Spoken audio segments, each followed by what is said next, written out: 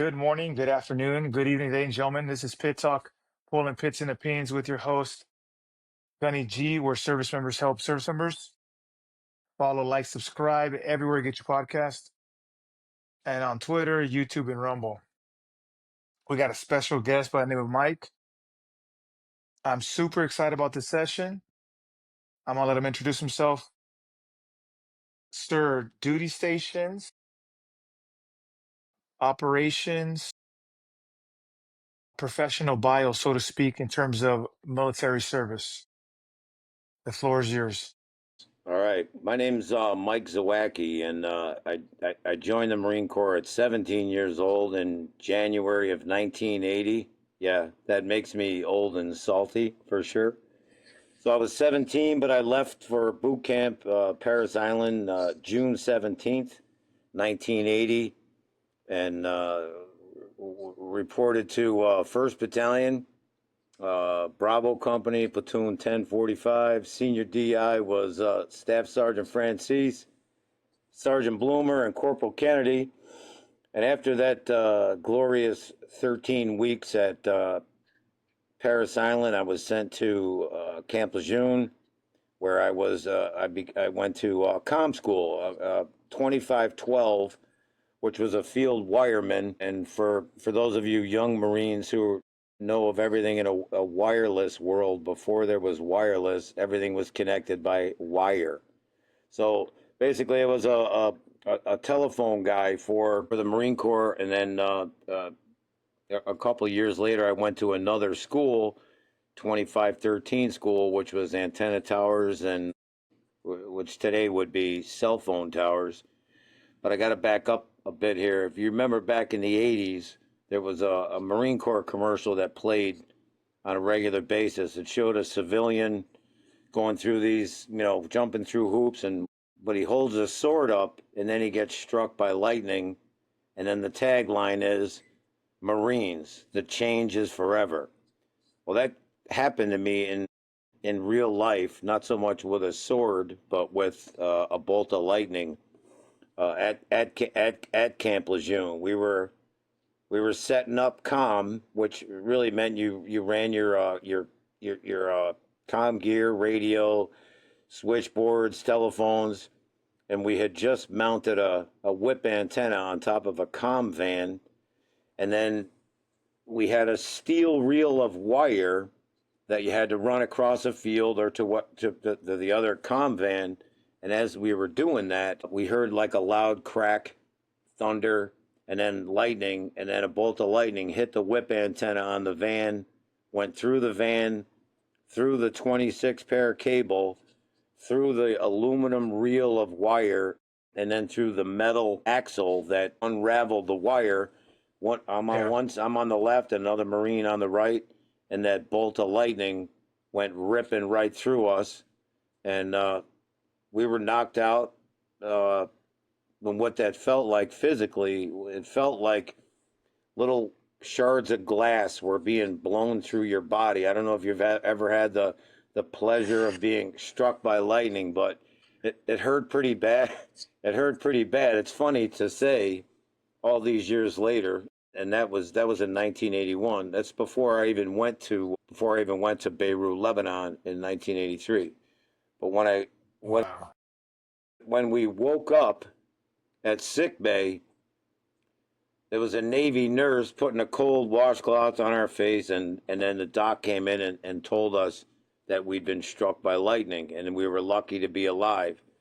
And all the guys in our platoon, from the our commo, our master gunny, everybody was there, and couldn't believe that we were alive. But this young Navy nurse said, if you guys haven't been to church in a while, this Sunday might be a good time to start going again. So we started going to church. Thank God that we were alive. So that was in 1981.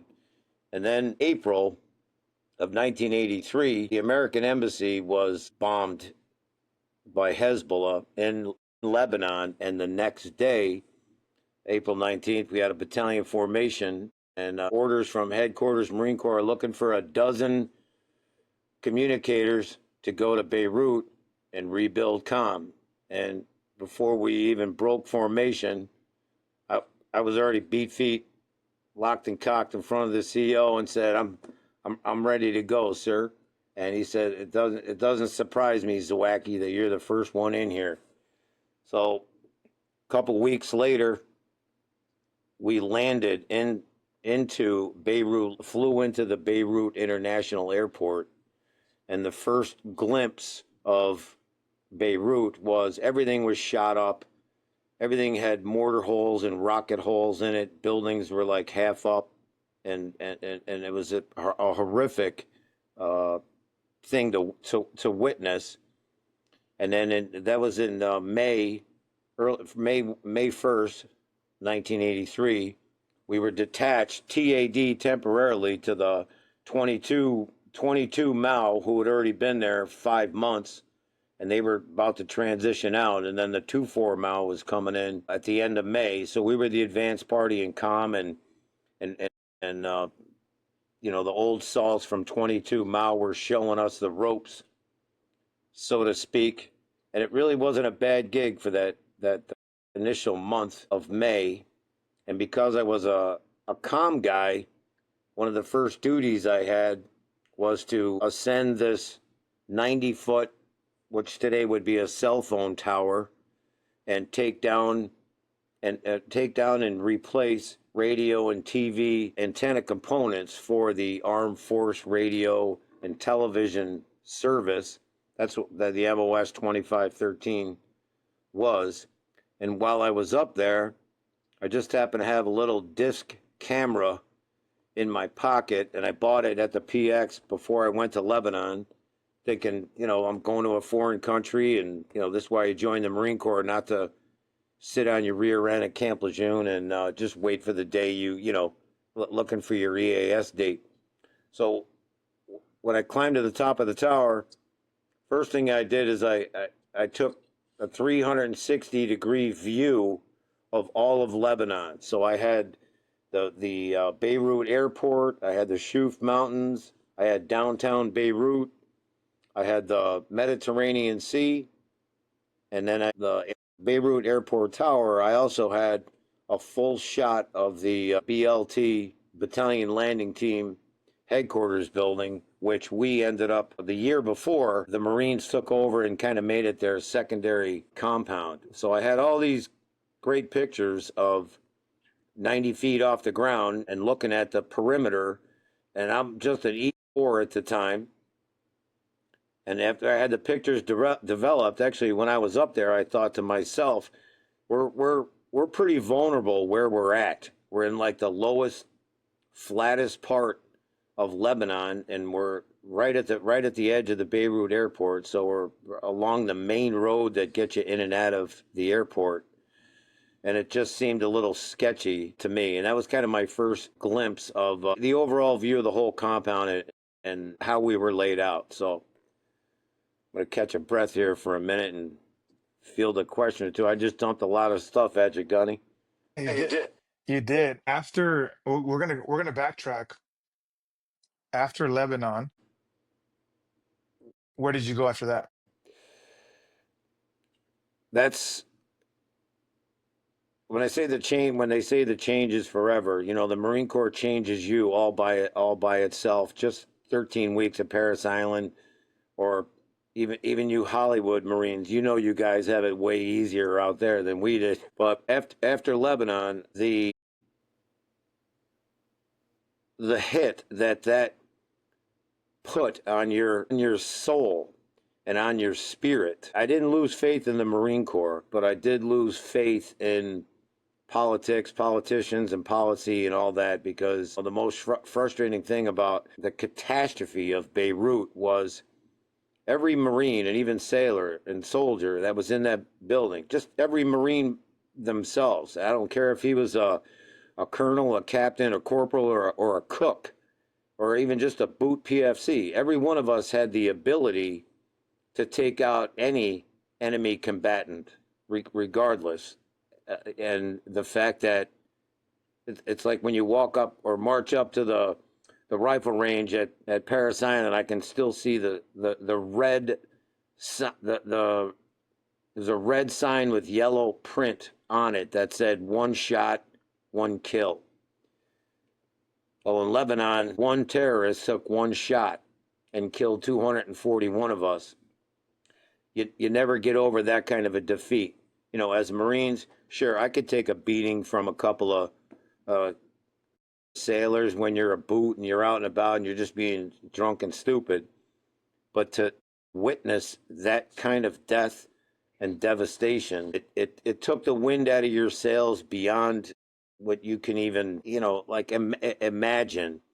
So when I came back from leave after Lebanon, I sat down with a career planner of a battalion, and the gunny says to me, he goes, "All right, Corporal Z, what do you think? Give me 4 more years. Give me 4 more years. I'll make you E5 effective today. You get back pay. I'll make you E5 starting today. Pick any duty station you want, Hawaii, wherever you want to go, and just give me 4 more years." I said, "Gunny, if you could send me back to Lebanon this time with a loaded weapon and no rules of engagement, I'll give you 4 more years. Otherwise, you might as well just call me." So he said, "I can't do that." And I said, "Well, I'm getting out, Gunny." He's like, "Well, what are you going to do?" I said, "I don't know yet. I'll figure that out once I'm out." But that 7 months or 8 months, detached to 2-2 and 2-4 Mao in 83 fundamentally changed everything about the rest of my life. How I looked at people, how I looked at the world, how I looked at everything. Everything changed in Lebanon because you can't be 41 feet away from where that bomb went off. It was a 12,000-pound bomb, and we ourselves, the Mao headquarters, was just 100 miles north of the BLT. And so when the bomb went off on the 23rd, it felt like it did when I got struck by lightning. You got blown out of your rack. You could feel your own body expand and contract. You could feel the heat. It was first the sound, and the sound was if 2 freight trains were on the same track coming from different directions, and then they met up and smashed together. That's what it sounded like. Like I said, that in itself, the simple fact that you felt the heat of the explosion, and then the wave of the heat, and the next sound was everything was muffled. You were kind of deaf, temporarily deaf. And I remember hearing this Marine from Wilkes-Barre, Pennsylvania. It sounded like he said, it was muffled, but he said, Z, we took a direct hit. We got to get in the hole." So we left. He pulled me out of the tent, dragged me out of the tent. We got into our little what was left of our foxhole there, Sandbag City, and then we just immediately started going through the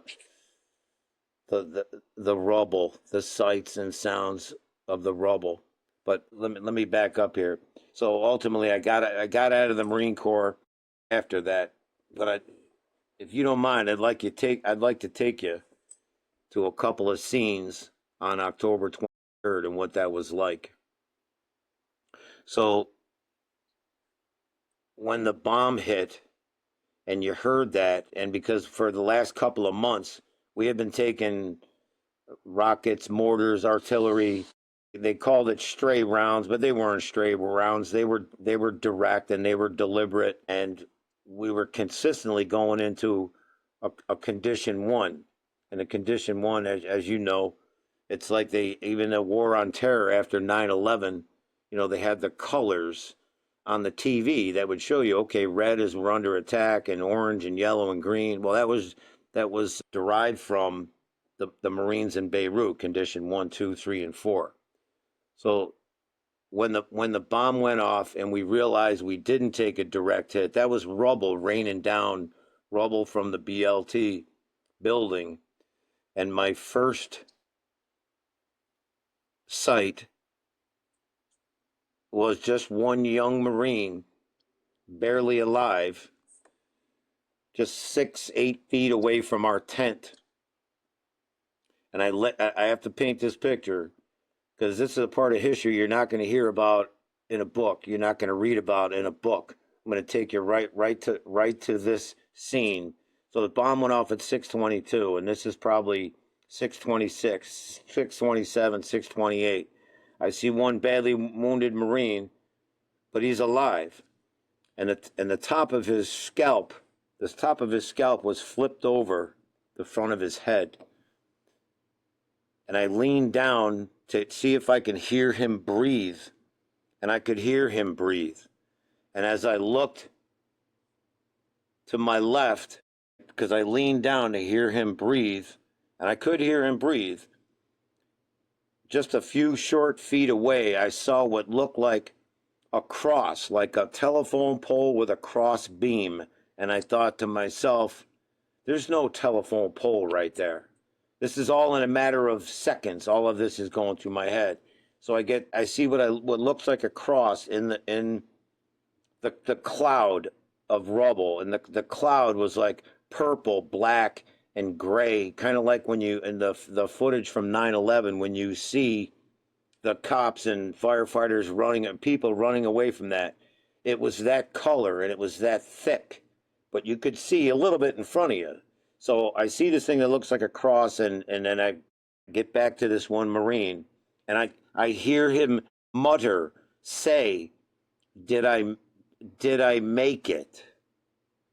So I take the heel of my right hand and I push back the scalp on this young Marine's head. And as I pushed back his scalp, I could feel his high and tight. And I did that so I could see his face. And as I did that, I felt him take his last breath. So I gave him a sign of the cross on the forehead, told him that I loved him, and told him, I'll see you on the other side, brother.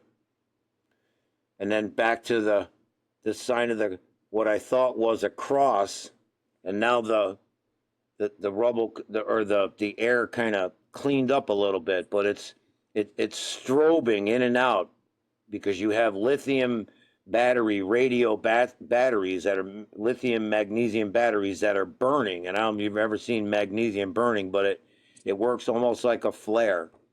So, and one of those went off.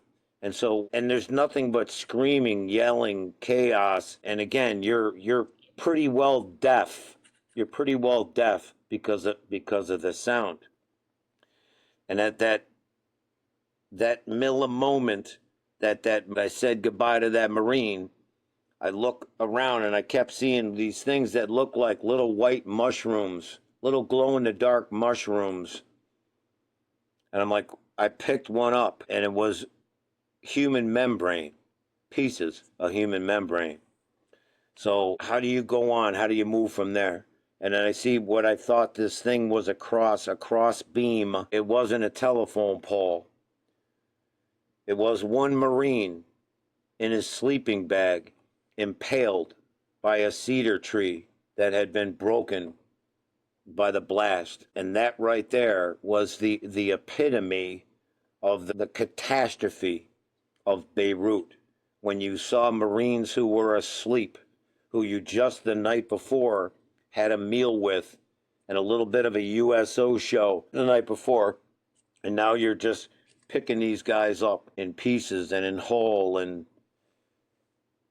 I gotta take a break here, Gunny. Like I said, that's a piece of history you're never gonna hear about in books.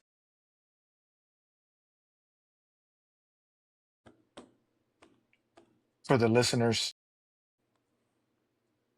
are you telling us that you were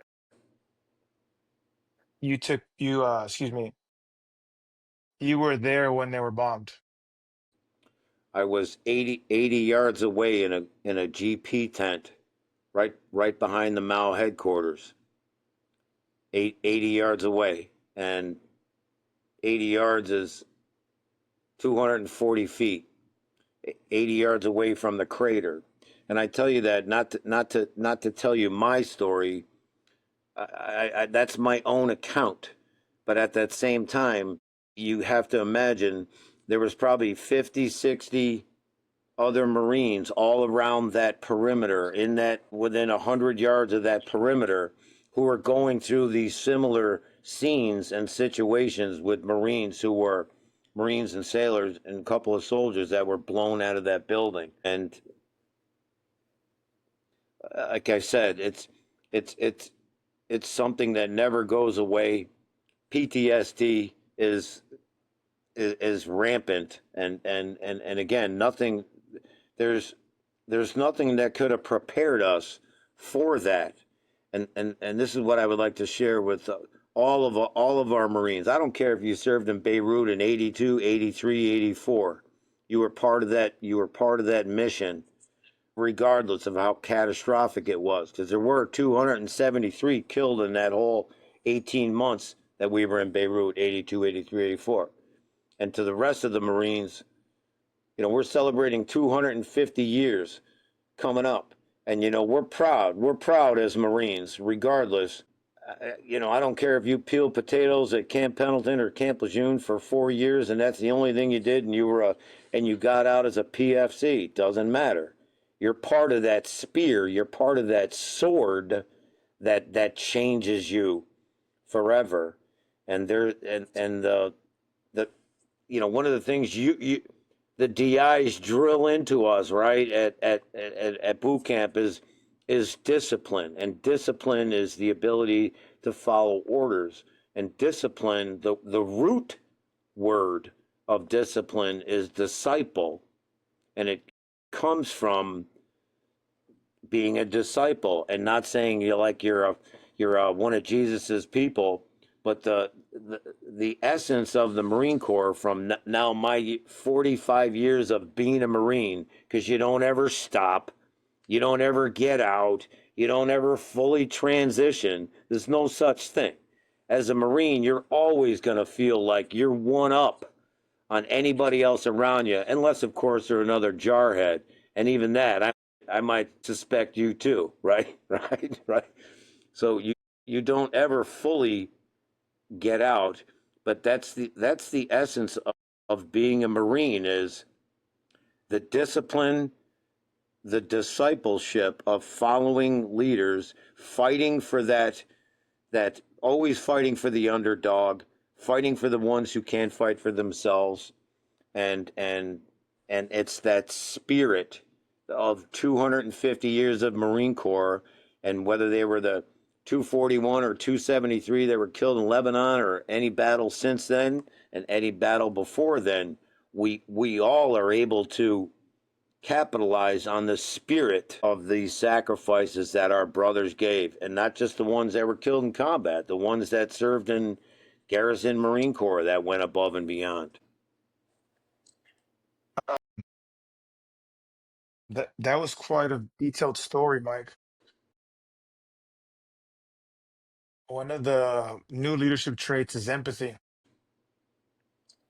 And I got to ask, how did that, after everything was said and done, how did you feel? Interesting, because when we finally, I'm going to point. There's something I got to tell you too. The Mao headquarters was just 100 yards north of the BLT, so we were in and out of that building on a daily basis. Our chow hall was in the bottom of it. Our doc's office was on the third floor. Our chapel was on the third floor on the western side of it, and then of course, we had a little club down in the lower level of it. Our shower tents were connected to it. And if you were a Marine in Beirut and you got to stay in the BLT, it was almost like you were able to stay at the hotel. You were able to stay in the hotel, because the rest of us slept in, our bunkers, foxholes, or dilapidated buildings that smelled like death and So if you got to stay in the BLT, it was like, oh, wow, you got to stay in the BLT. It was like staying in a hotel because it was a 4-story building, no windows, no real running water, the electric and all that. We ran all that. But the Mao headquarters was just 100 miles north of that. So the Mao headquarters guys, again, S1, S2, S3, S4, and COM, all of that, we were the first on the scene because we were in that scene. And we were in it and we were on it for the next 28 days and nights. We were in that scene. 28 days and nights before we even got any relief. So you dealt with the immediate aftermath, the wounded, the dead, the personal effects, the parts, and then for 28 days you were in that scene. So you lived it, you smelled it, you didn't get any sleep. The first 3 days and nights of going through that rubble, 3 days and nights, you did not sleep. You just dug and dug and dug, looking for another guy, hoping to find another guy to be alive. And so 3 days, 3 nights, no sleep, caffeine, nicotine, and adrenaline. That's what kept you going. And just the hope that you could find one more guy, who was still alive. And again, to experience that for that whole time, when we got back, when we left, we got relieved that right before Thanksgiving, because we ended up having Thanksgiving on the USS Iwo Jima, and the Navy treated us like kings on ship. They were like, whatever you want, we'll make it for you. You want a lobster and cheese omelet, we'll make you that.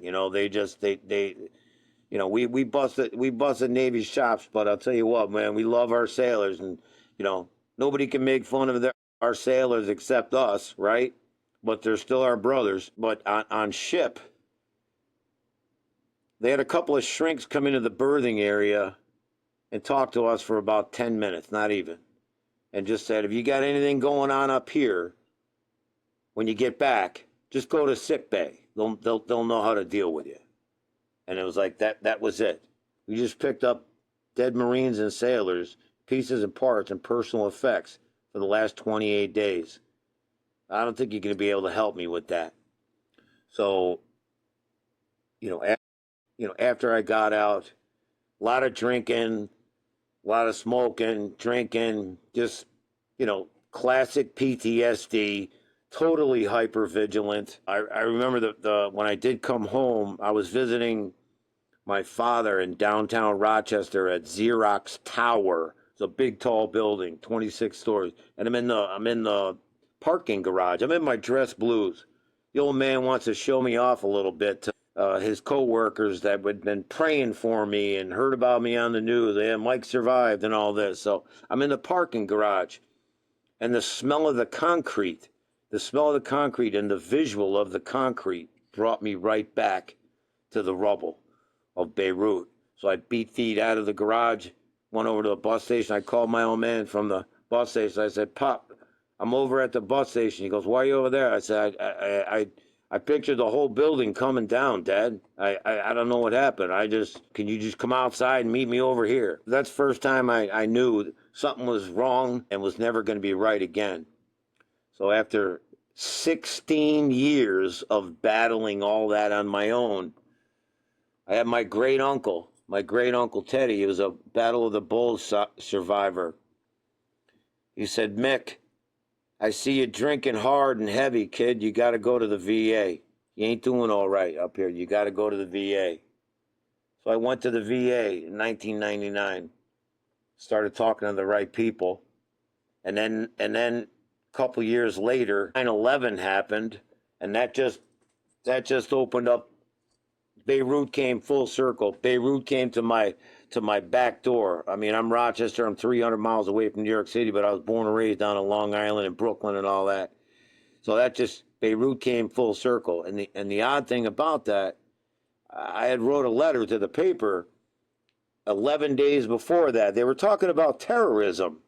And I wrote a letter and I said, it's only a matter of, my final words were, it's only a matter of time before what happened in Beirut happens right here in the United States. And 11 days later, 9/11 happened. And even that, one of our guys, a radio guy, John Chapura, radio guy, survived the bombing at Beirut. He was 100 yards away in a building, dealt with the aftermath, at first he was a cop in Manhattan, and then he was getting married, so he told his wife, I'm going to take a less threatening job. I'm going to become a fireman. 9/11, second tower, chips on his way up, and then died in the rubble. So it never goes away.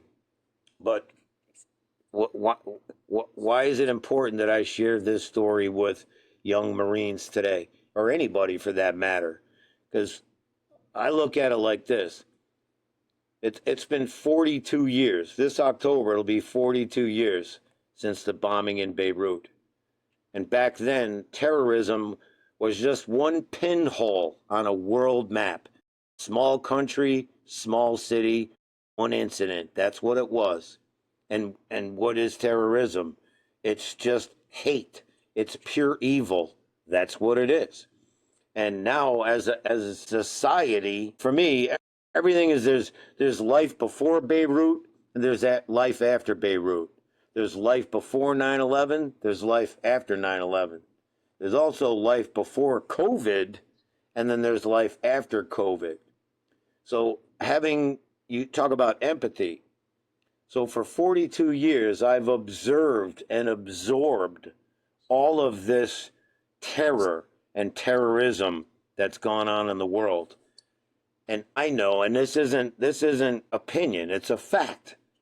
The majority of society is walking around with PTSD from so much. They've been rocketed, shelled, shot at. They don't even realize they've been being bombarded. It's more of a post-truth or a post-trust society, because most people in a post COVID-19 global pandemic world, and I say it like that because the media drilled it into us, right? COVID-19 global pandemic, put your mask on, get your shot, or you're going to die, right?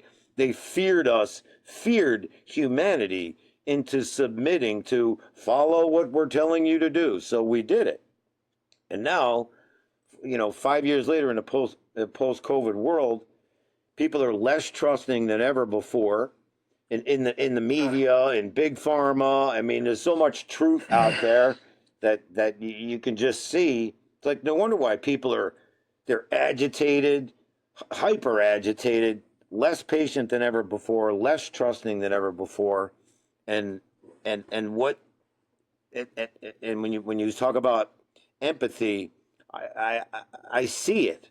I feel it. I can see it in people's eyes. I can see it in their faces, because not only have I dealt with it for 42 years myself, but my small group of brothers, all my Beirut brothers, have dealt with it. So we've got 42 years experience dealing with it. Yeah, that's good, Mike. That's well said. Obviously, the transition was rough. You talked about alcohol, smoking. You talked about getting help through the VA, and thank God, because you're right in front of me talking about it. So you gotta tell me about what you're doing now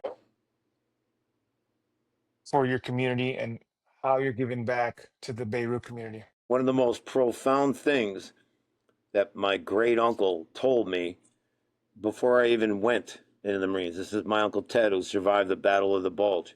And by the way, I had a grandfather that joined the Marines at 26 years old with a wife and two kids. He joined the Marines during World War II. Did his 13 weeks at Paris Island. They said, well, you're married and your two kids. What do you do? He's like, I drive a truck at the Brooklyn Navy Yard in Brooklyn. They said, okay, well, you're now detached to the Brooklyn Navy shipyard in Brooklyn. So he just went back to where he was, but as a Marine, did 2 years, got out as a corporal. I don't even know how he did that in 2 years, but he did his service. I never met him because he died when he was 41. But my uncle said to me before I left for boot camp, he said, you got to remember this. the most powerful weapon that you can have in your arsenal as a warrior is your faith. Faith in God, faith in your brothers around you, your comrades around you. That's who you got to put your faith in. Without that, you might as well be weaponless and have nothing to even use, because with that, you'll be able to survive and thrive no matter what's thrown at you while you're in the Marine Corps. And he said, whether you do 4 years or 40 years, that's going to be your most powerful weapon. So after years of struggle with that in the VA, I finally got into a group of old Vietnam vets, and a couple of Iraq vets were in that group too. Anger management and cognitive processing therapy, and individual sessions, group sessions. And what I found is that if you're able to just be around combat vets, guys who not necessarily shared the same dirt as you, but know what you're dealing with, there's a camaraderie that starts and rolls out there that you can continue to capitalize on and help each other. And now since 1986, when they built a Beirut memorial at Camp Johnson, I can't even count how many times I've gone. Dozens of times. And somewhere in the middle of 2000 and something, I was coming back from Florida in June, and I had to go to the memorial. I'm like, I'm this close, I got to go check in with the boys. So I'm walking up, I stop at the memorial, and I'm walking up to the wall, and I just hear, I kid you not, I hear a voice of one of my dear Marine brothers. He did 25 years in the Marine Corps, retired as a master, and he died in 2008 from cancer. Camp Lejeune, let's just call it, I don't know, some, Camp Lejeune water syndrome, whatever you want to call it. In fact, five of the wiremen that I went to Beirut with, four of them died from various cancers. One died from suicide, and I'm left. I'm the last wireman that was with the Mao headquarters of 24 Mao. And as I'm walking up to the memorial, I could hear my buddy Rob, 25-year Marine, his voice just say, Z, we're okay. We're all okay over here. We're all doing all right, Z. Stop feeling guilty. Stop feeling like you shoulda, coulda, what. Forget that. Live your life while you're still alive. Enjoy every day that you have, and reach out to those brothers that you haven't heard from. And that's anything I'd say to any, current enlisted or officer in the Marine Corps. I don't care if you're the, commandant of the Marine Corps or a boot PFC. You're in combat with your buddies, and you haven't heard from them in a while. You got to check in with them. And if you do go out and deploy together, and you're in something like Beirut together, you can't break that unit up, because they did that to us as soon as we got back to Morehead City, December 7th. We were all just broke up the whole 24 Mile.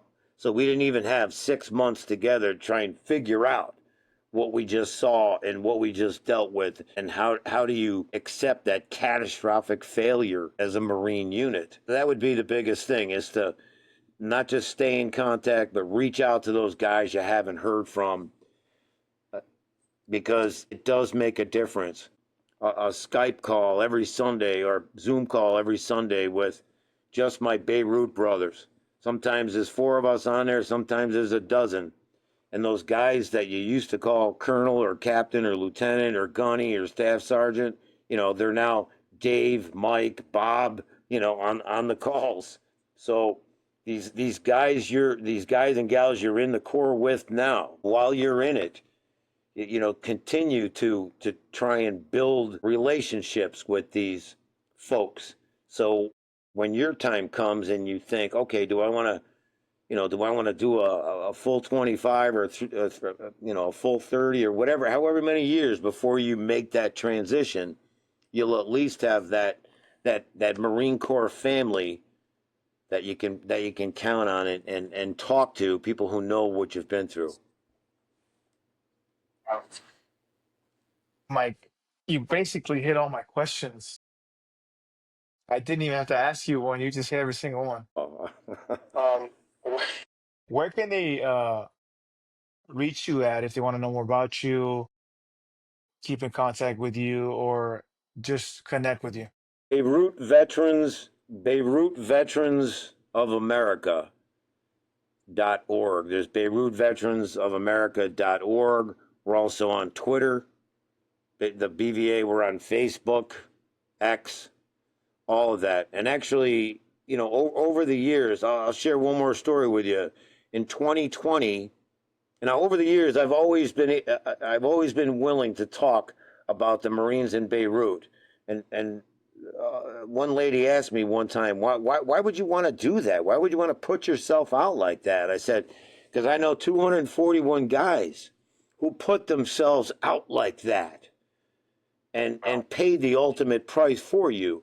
And as for those 241 who can no longer speak, I'm going to speak for them every chance I get. And not just them, but for those guys who endured it and don't want to talk about it because it was as horrific as the one scene I took you through. You don't ever want to talk about it. I talk about it so you don't have to. So you can say, hey, there's a buddy of mine I was in Beirut with. Look at his video. I'll tell you the story. Because not only is there 241 guys that can no longer speak, is people forgot about it. I mean, you have to be at this point almost 60 years old or older to even remember it. I mean, sure, you guys learn about it in boot camp, but the one thing I will tell you that was just amazing and astonishing to see, and this Gunny, I'm telling you, would make you so proud. Every Marine who dealt with the aftermath did it with that invisible Marine spirit, right? And use a tool called Marine Might, MIGHT, Marine Might, where you were moving mountains of rubble with your bare hands, with your brothers, to get at your brothers. You never saw anything like that. But nobody had any fear. And even as we were being shot at and shelled at, as we converged on our wounded, we ran right into it without even hesitating. And without even batting an eyelash. Nobody complained. You just got it done. Nobody was in charge. You just got it done as one unit. And as a society, that's what we're lacking. And over the years, all the different jobs I've had bosses tell me, hey, Mike, you can't expect your people to be like Marines. I said, I don't expect them to be like Marines, but I expect them to at least match my work ethic. At least be better than me, be bigger and better than me. And that's probably one of the biggest things. And, when transitioning from the Marine Corps into the civilian world is to realize no matter how big, powerful, how many years you got in, how many hash marks you got on your sleeve, nobody gives a crap about that in the civilian world. You gotta brace yourself for that, because all of a sudden you're a shower shoe, man. You're not even a recruit. You're a pulley. You're a pulley when you hit the civilian world. So you got to be ready for that mentally and mentally and physically. That's for sure. But the biggest thing that I can share is, again, faith is always going to be your most powerful weapon. And as a Marine, you have the spirit of 250 years worth of Marines. You know all about, honesty, integrity, and all the key buzzwords, and the change is forever. And you always have to be willing to reach out of that rubble and help another wounded soul. I'll tell you one more. One of the last guys we pulled out of the rubble, he died. But the skin on his fingertips was worn to the bone. So this Marine was in the rubble for at least 3 days or whatever. But he tried so hard to get out of that rubble that he wore out the skin on the tips of his fingers. So when I have those days where I'm like, there's two ways to face PTSD and all the crap that's going on in the world, and or all the, there's two ways to face it. You can let it control you. You can let it ruin you. You can let it continue to hurt you, or you control it. And you got to recognize the triggers. I can get behind a car, a certain brand of car, and I see a logo that to me means KIA, killed in action, right? Certain kind of car. That's the trigger. I'm behind him, and there it is. There it is. Killed in action. There's a trigger. You got to recognize the trigger. If the clock comes up at 6:22, go right back to Beirut. I get up at 2:20 in the morning. That's the 220 Marines that I think of. If it's 2:41, I'm like, morning, boys. It's become so routine that you recognize and you realize the triggers. And I forgot to tell you this too. So those days when you're struggling, you're thinking, I think of that guy who, even though he was dying, he did whatever he took to try and get out of there. And yet, to me, he's an inspiration. And it's just like I'll share this one last story with you about one of the scenes in Beirut. This is like 24 days after digging through the rubble. I'm walking back from the remnants of this crappy old building that was left that we kind of shacked up in, on my way over to Combat Operations Center. 4:30 in the morning, and I looked down towards the BLT, and I couldn't believe what just happened there in the last 24 days. Everything was all sorted out, cleaned up. Still smells like death and destruction. And I couldn't believe what happened. And I'm laying on the ground like this, pounding the ground like in anger. And as I'm doing that, I feel this tiny little patch of baby green grass. Baby green grass. So I run my hand over it. I'm like, oh man, that feels so good. I can't even believe that. So now, rather than when I look at the heel of my right hand, which can be a trigger for that one Marine's high and tight that I flipped over his head, the flip side of that is I think of that patch of baby green grass and what that felt like. And that's the flip side. I recognize the trigger, but the flip side of it is then I go to that little patch of green grass. There's hope out there. And as a society, the quicker we can all get on the same page and realize that there's a higher power that runs through this the earth. It's the light. It's that light. And I'm not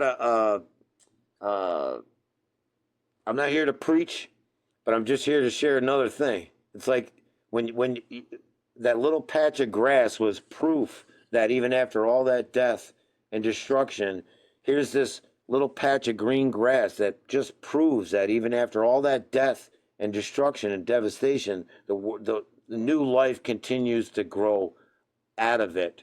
And I'll say this, as Marines, we do whatever we got to do to stay in shape. Even now at 63, I'll take on anybody, right? I don't care if it's 10 of them. I'll take y'all on. But that's how we are as Marines. We work our bodies to get that strong. But you got to work your spirit. It's 168 hours in a week. That never changes. 24 hours a day, 7 days a week. 168 hours in a week. How many hours a week are you spending to develop that inner spirit, that relationship with that higher power, right? And if a tree in a bush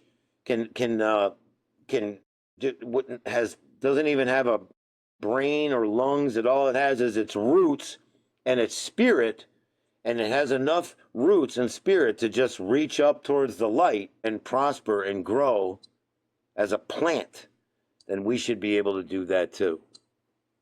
We should be That's able. good, Mike. Thank you for those kind words, your experience. We're gonna have to do this again because I know there's more. But ladies and gentlemen, this is Pit Talk, pulling pits and opinions with your host Gunny G and Mike. I can't even say your last name, to be honest. The DIs butchered it. I love the way they butchered it. It was hilarious. Or service members help service members. Period. Follow, like, subscribe everywhere you get your podcast. Twitter, YouTube, and Rumble. Ladies and gentlemen, me and Mike, we're out. Semper Fi, Gunny. I'll talk to you later, okay? Goodbye.